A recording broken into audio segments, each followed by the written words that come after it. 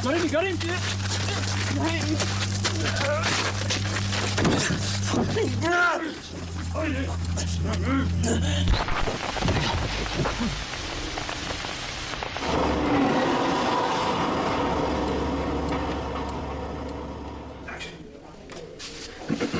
Okay, we're ready to go. Can we hear that chatter? We can go anywhere? Okay. Hello, my name is Philip Muirhouse. Hello, my name is Philip Muirhouse, author and ghost hunter. I'm gonna go again. And cut. What was...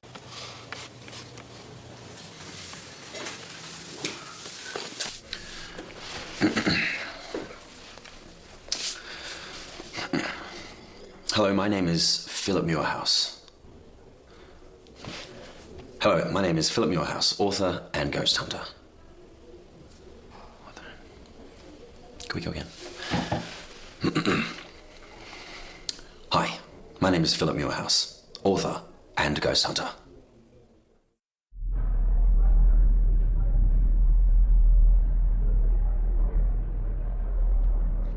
Steve, look at the camera, not me. Are we set? Set. How do you think people see us? One of the things that we in the ghost hunting game have to deal with is public perception. And whenever they hear about ghost hunting, they all think about proton packs and exorcism and things like that. Nothing could be further from the truth. If you're trying to experience and capture supernatural phenomena, it's actually a very serious business. It's very technical, very scientific.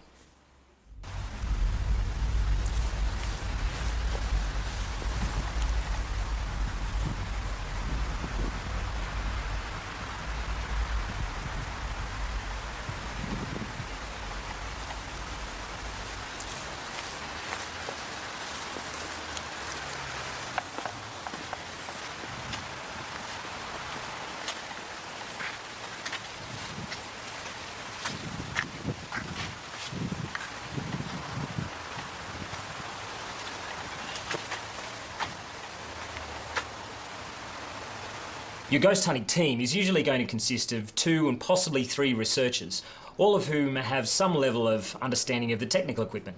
Your video cameras, audio recorders, photographic equipment, that sort of thing. Plus you're going to have 1, maybe 2 people with a level of psychic understanding. There is more than one presence here. Some are friendly and some want us to leave.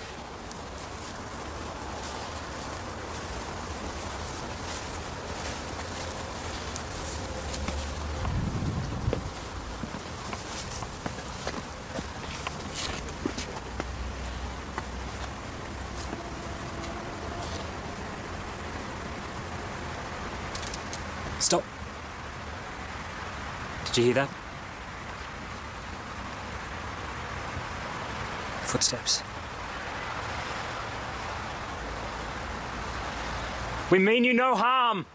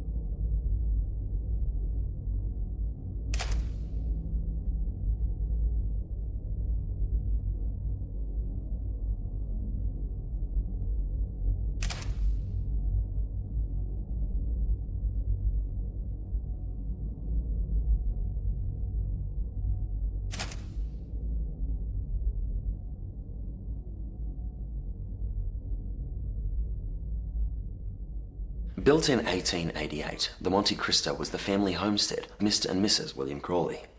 William Crawley was a struggling farmer whose fortunes changed when the Great Southern Railway line opened in 1878. His wealth, his family's wealth, increased dramatically, and reports are that he became a force to be reckoned with. More than a pillar of society, he became a town founder. These are a series of photos from the archives taken by visitors at the Monte Cristo.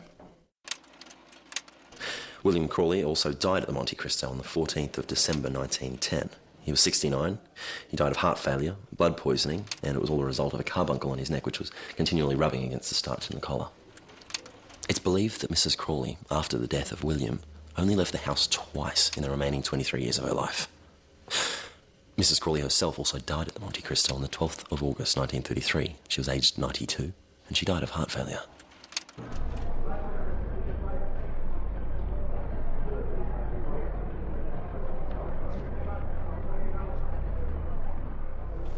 Hey guys, finished with the Fremantle Art Centre. Man, that was fucking crazy shit. So, Lewis, what time do you land? Give me a sec. I land around to 2:30. I mean, if only there's no delays. There shouldn't be any. You picking me up? So after a 5-hour drive, you won't get there How until long 8 is the o'clock. drive? 5 Yeah, hours? that's right. That's fine. Yeah, that's right, Are you Lewis. sure? It takes about 4 to 5 hours to get down there, but it's a really Hey, quiet I'll drive. I'll be wrecked. You can get some rest on the way. It's not going to be a problem. That means I got an hour and a half on my own. Yep. Yeah, that's right. About 4 to 5 hours, but you can get some rest on the way. Yeah, well, what's going to happen is I'm going to come and pick you guys up. Then we'll head down to the house. Then Philip's going to have these guys with them. Is there any possible way we can reschedule this so I don't have to spend that hour and a half at the house alone? Why is that a problem? Well, that's not a problem, but I just don't want to have to spend an hour and a half It'll on be my own fine. house. Are you Hey, scared? Yeah, I'm scared. And you're with the crew. All right then. Yeah, that's right. So Dan and Marty are going to head off to the cemetery for about an hour and a half. So by the time they get back, we should be down there as well. While they're away, you can Hey, man, get just some do the diary intro entries, stuff. do a walkthrough, maybe some shots of the house. Yeah. Hey man, just do the All intro right. stuff. And just do the handheld stuff. Yeah. Okay, I'll be at the parties upstairs around Okay 3. then. Well, thanks, Lewis. Call me when you land. See you guys. Should be fun. Bye, Lewis. See you guys. So, how much have we shot? At the moment, we've got the interviews, we've got a heap of research material and just... Oh, I've got a surprise for you.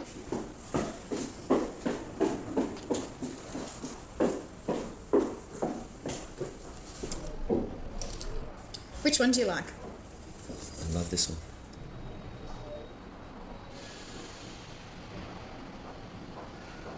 Steve, can you, in your own words, say something now about buying the equipment that we need?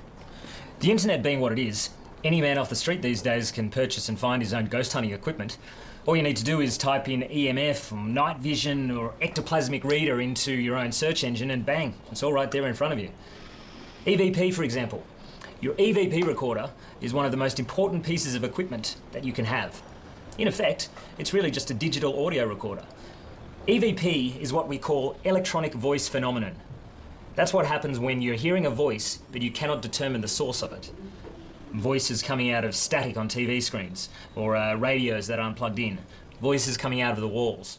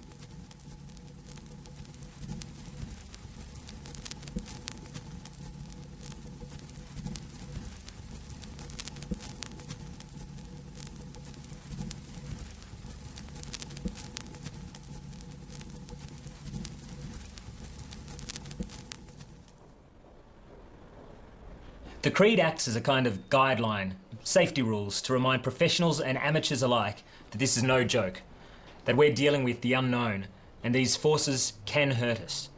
We're intruding on their space, not the other way around. Let the ghosts and spirits know that they are not forgotten. Always be respectful to ghosts and spirits as they were once people, and still are for that matter. Never tease, dare, or threaten an entity, for we're ghost hunters, not bullies. Never seek out entities on your own. Let me say that again. Never seek out entities on your own. Never have addictive habits, drug use, alcohol, cigarettes. These are all points of vulnerability. They can be exploited and used to attack us. And most importantly, always have contact with the outside world.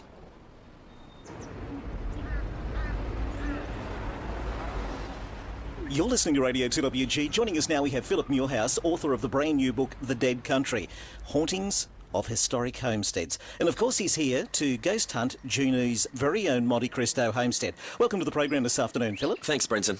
So let's cut to the chase. The Monte Cristo gets more ghost hunters here than anywhere else in Australia. You'd think after so many of you guys visiting here, just one of you would get some actual proof.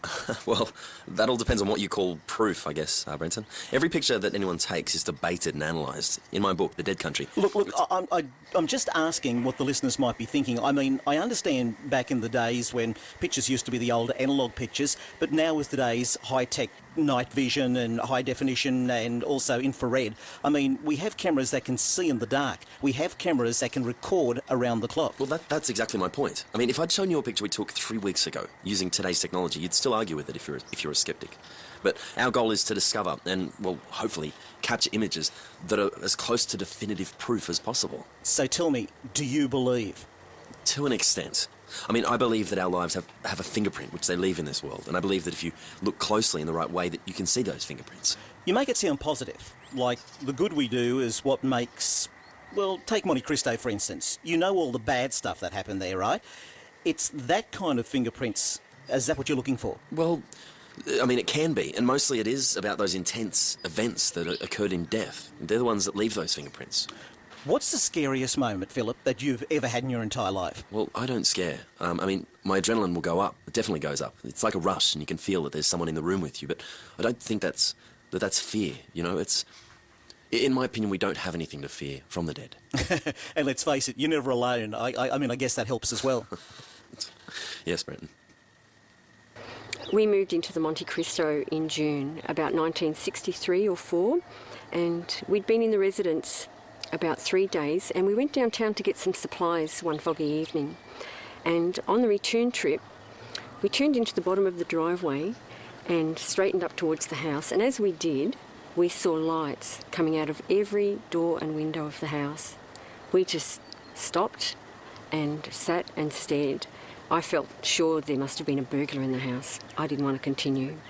So we sat there for a bit, and then we drove slowly up through the driveway. When we got through the gate, the lights just abruptly disappeared.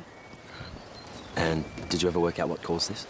No, but different ones suggested that it was the car headlights reflecting off the windows, and others said it was perhaps a faulty fuse, but the electricity hadn't even been connected yet. Our local priest paid us a visit one afternoon, and while we were making lunch, he went for a walk through the house. And I went to find him to escort him down to the dining room. I was coming up behind him, and he went into the drawing room. He abruptly backed out. He made the sign of a cross and blessed himself, and then he led me off down the stairs in one hell of a hurry. After that, we held our first exorcism. I'm sorry, exorcism? My son. To all the spirits who dwell here, be gone. In the name of the Father, the Son, and the Holy Ghost, come into the light.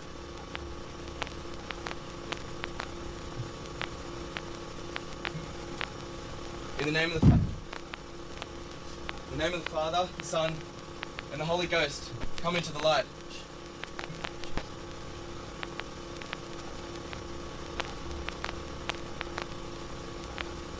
To all the spirits who dwell here, be gone. In the name of the Father, the Son, and the Holy Ghost, come into the light. In the name of the Father, the Son, and the Holy Ghost, come into the light. To all the spirits who Jesus!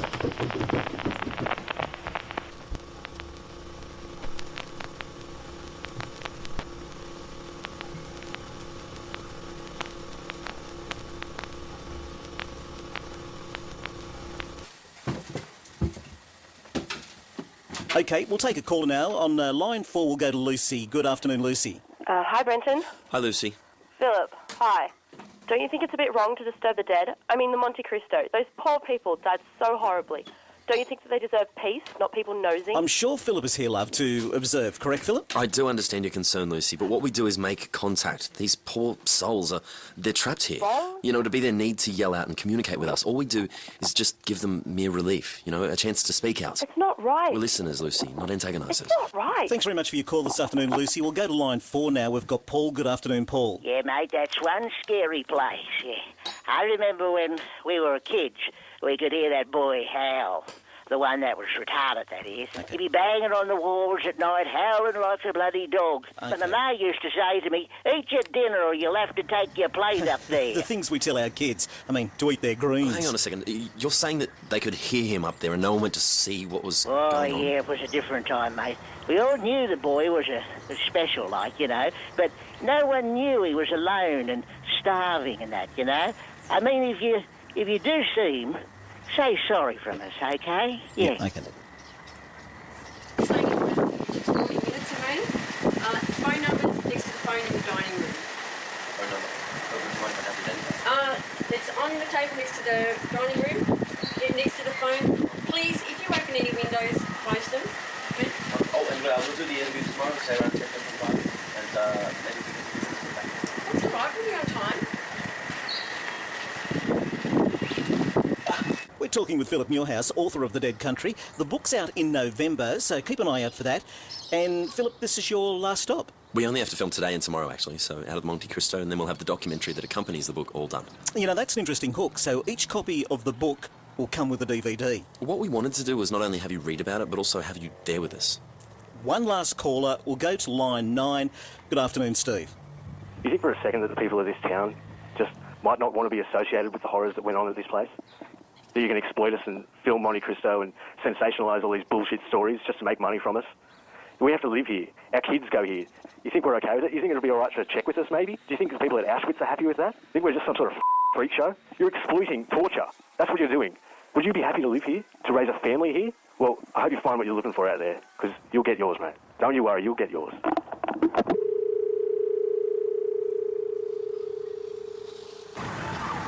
Okay, look, if you don't need anything else here, do you need anything more from me, perhaps? More shots? Is there anything? No? Well, look, given the time, how about you guys head off now? See you guys back here in about half an hour. Oh, sorry, 1.5 hours. Okay. Right. Well, okay, I'll leave you to it. Beautiful, mate.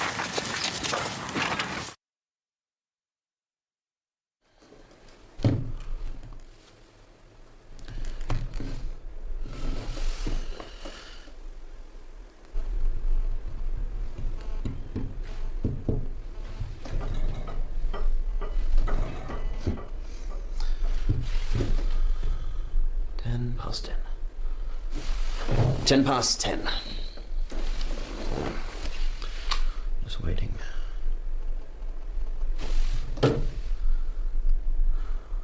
Still waiting.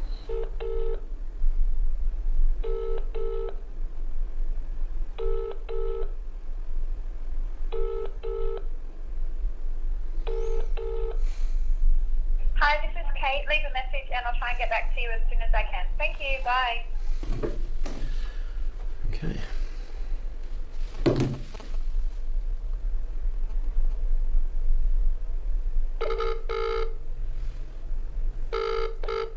Hi there.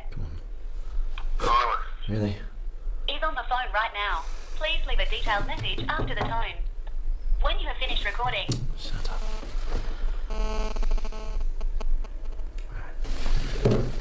10 past 10.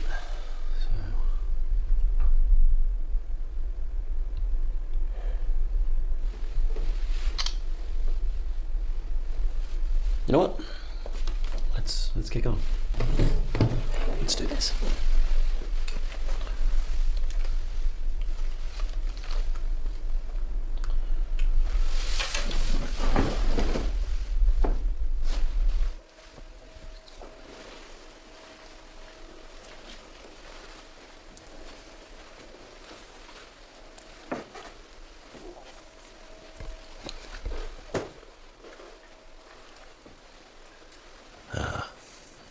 Bill Crawley, man of the house.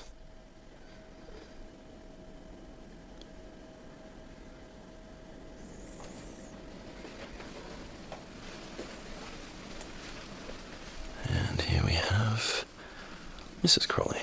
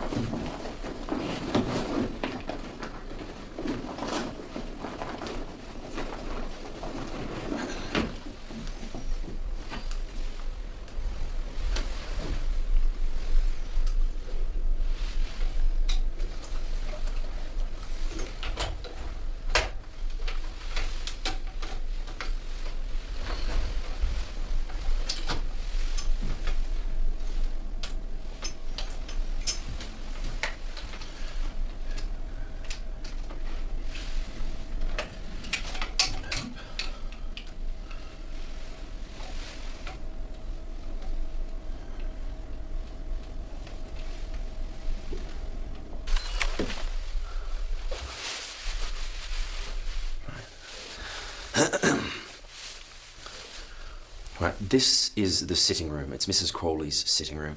What's significant is about what is significant about this room is. So this is the sitting room, Mrs. Crawley's sitting room. She has come across in numerous reports from the dining room, which is just beyond this doorway. The doors face each other directly, and she'd come through here when she was alive to sit in this room and relax, and of course look out over the township. Now we also have reports of a little girl. There was a little girl who died upstairs. And of course, she's been photographed, remarkably, in this window right here, only meters from where I stand. So, with the motion sensors on these cameras, if anything moves in this room, we've got it.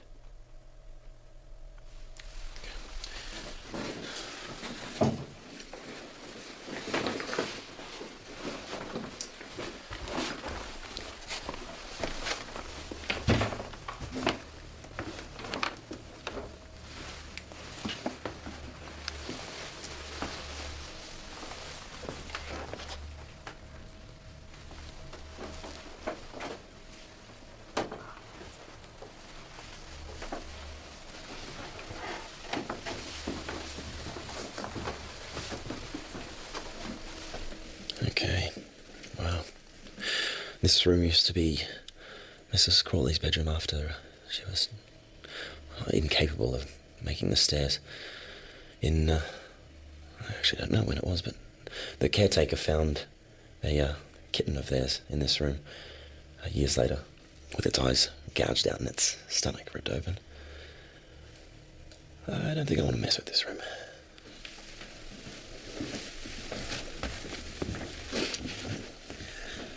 Up the stairs.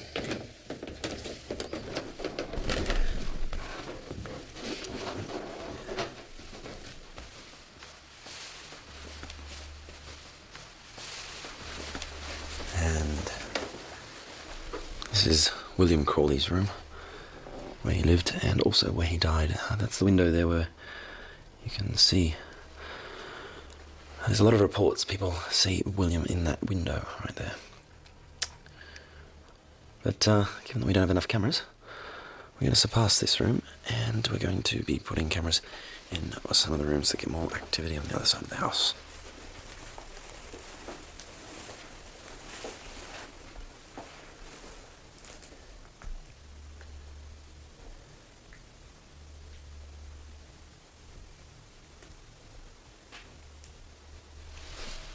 This is the girls' room. So one of the two rooms I will be setting up cameras in. Of course, this room and the drawing room.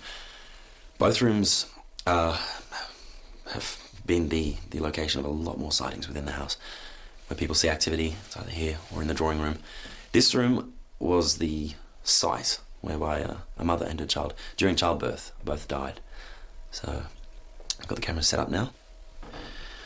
Now,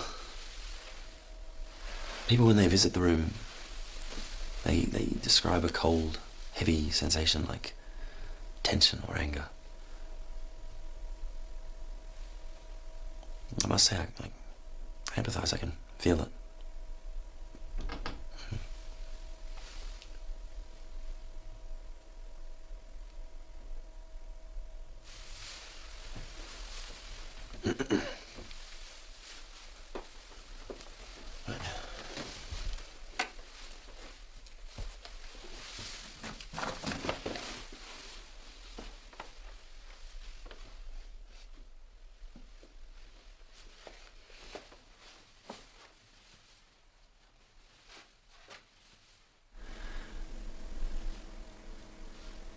So this is Mrs. Crawley's room. It's right at the front of the building. A lot of people will blame its position within the house, right at the front. A lot of wind frontage as to why it's so cold, but it's not bloody. It's bloody freezing in here, honestly. Also, Father Mac, the priest for the house, he made it inside the room here once. The first time he visited, 2 meters in, turned on his heel, left, vowed never to come back in. Absolute creeps from the place. Something there. Also, there's been quite a few occurrences of the history of the house. Furniture moving on its own. Apparently Mrs. Crawley liked things the way Mrs. Crawley liked things. So, I guess she rearranges throughout the evening. There's only one room creepier than this within the house. And that, of course, is the chapel room. Mrs. Crawley's chapel room. It's also the room where she died, passed away.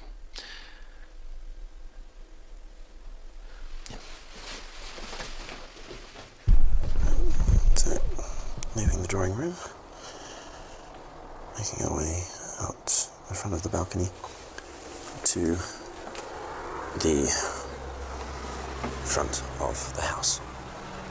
Now this balcony, of course, extending across the second floor of the house. Now right here in the middle of the balcony, you'll see over the edge there's some bricks down there that are a little lighter. That's because there was a maid and her unborn child, a pregnant maid, was thrown off the edge of this balcony, landing down there.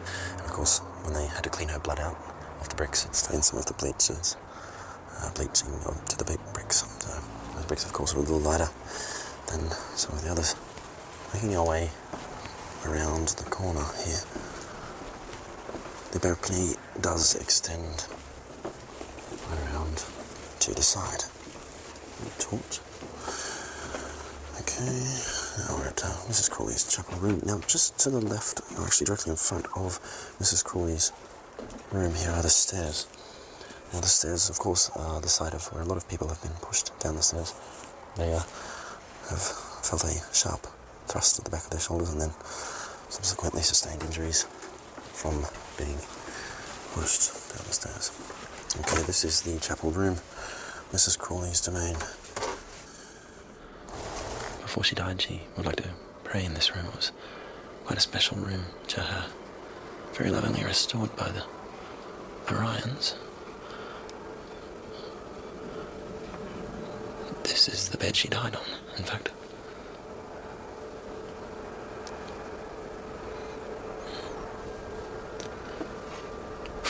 I'm not sure how I feel about the wallpaper. I guess it's got its own charm.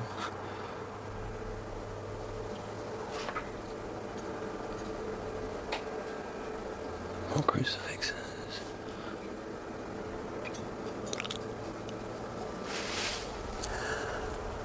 Now, just at the other end of the room, past the window that she's frequently seen in, I might add, there's some more Christian, some crucifix there, and the Lord. What the fuck was that?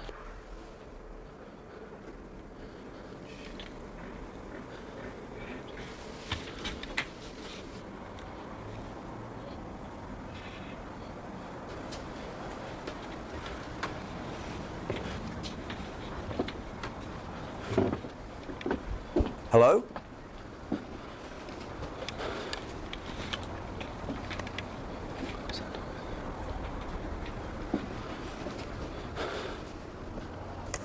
Is anybody here?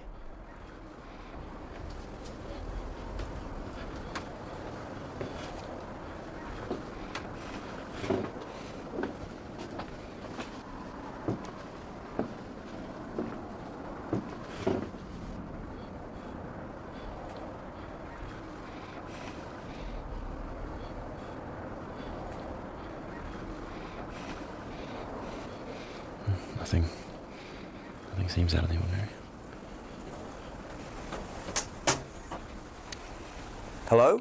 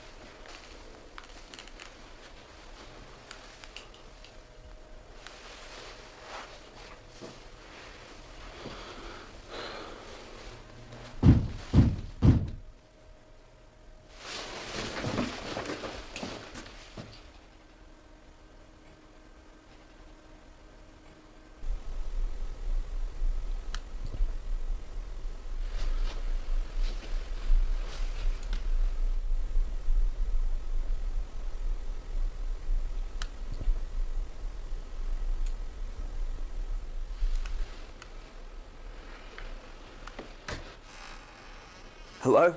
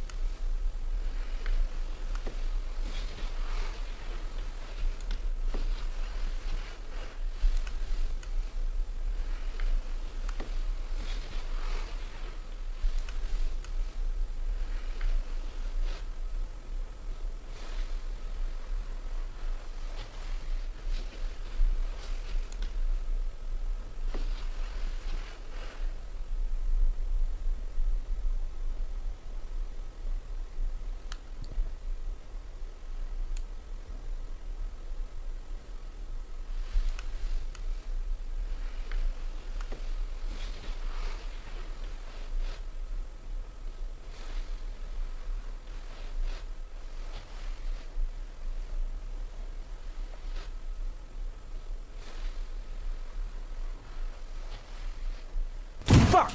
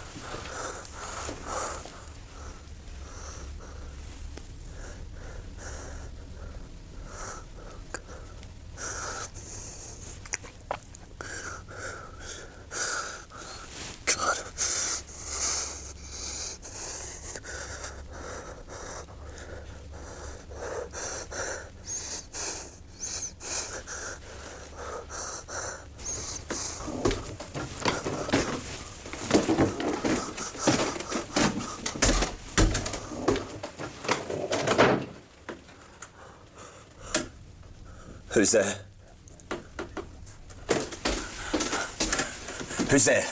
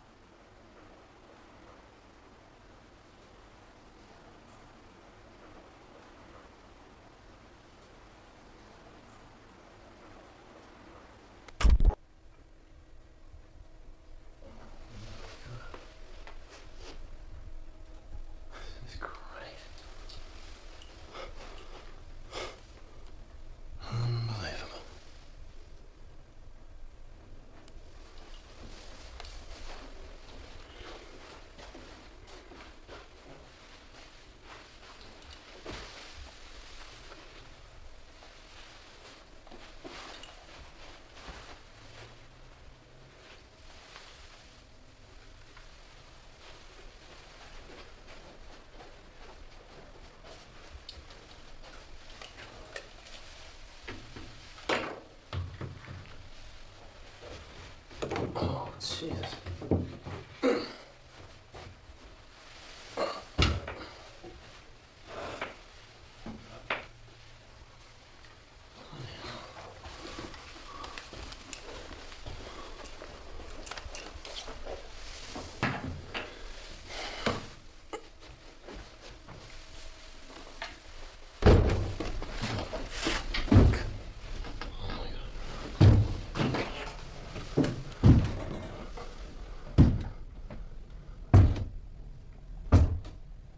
Who's there?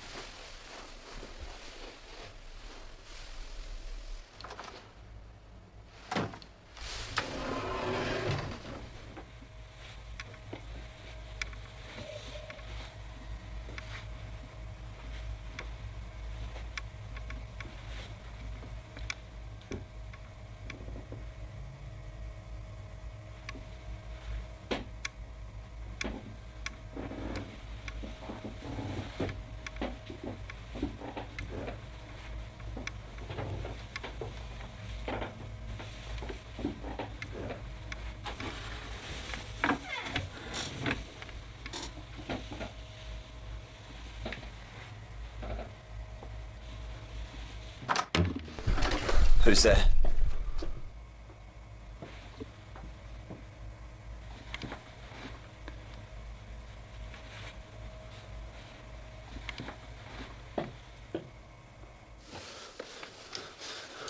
Who's here?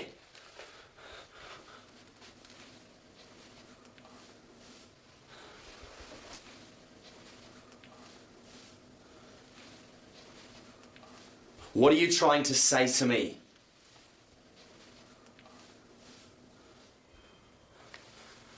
Do you want me to stay? Do you want me to leave? Fuck! Fuck! Who is that?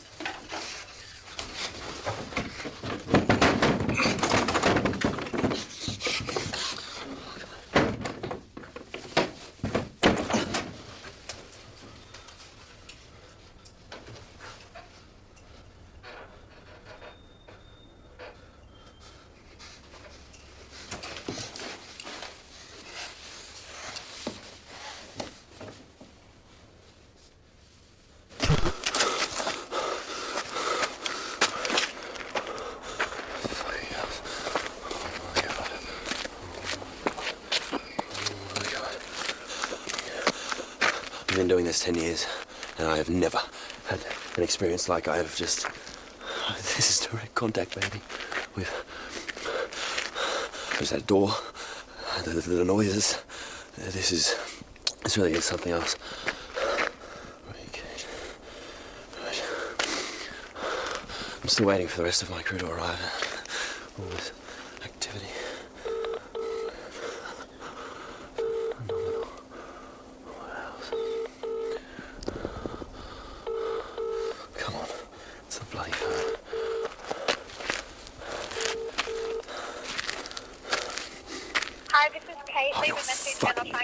you as soon as I can. Thank you. Bye.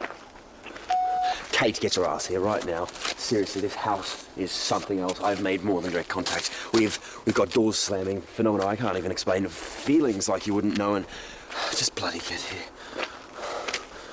Oh my God.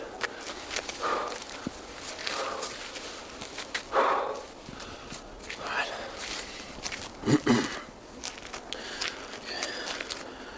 right. All right. So I'm still on my own. I'm here at a phenomenal haunted... Christ. Kate. Kate, I can't hear you. You're going to need to speak up. Kate. Kate, if you're driving, can you stop the car, please, darling? I can't hear a bloody word you're saying.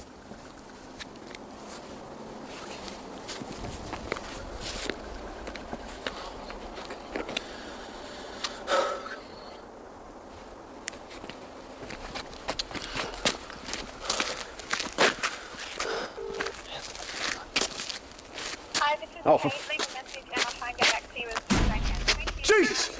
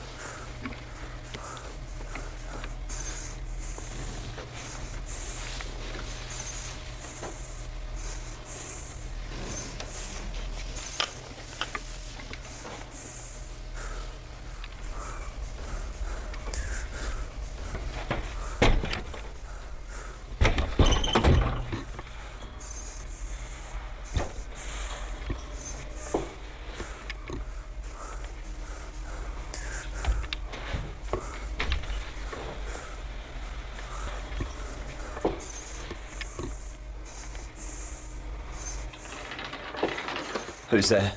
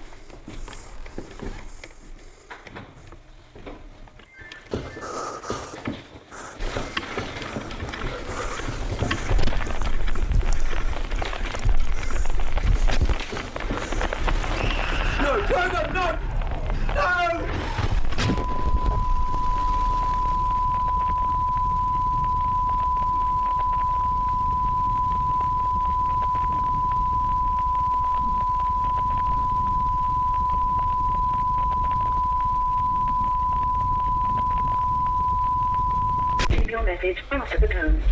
Hi, Philip. Kate, Sorry we're Kate. late. I know. We've been trying to reach you. God. We'll be there in 20 minutes.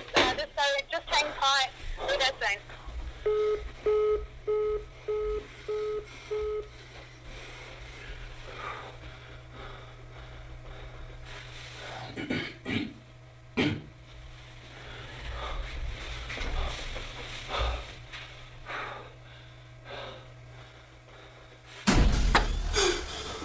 Fuck. Who's there?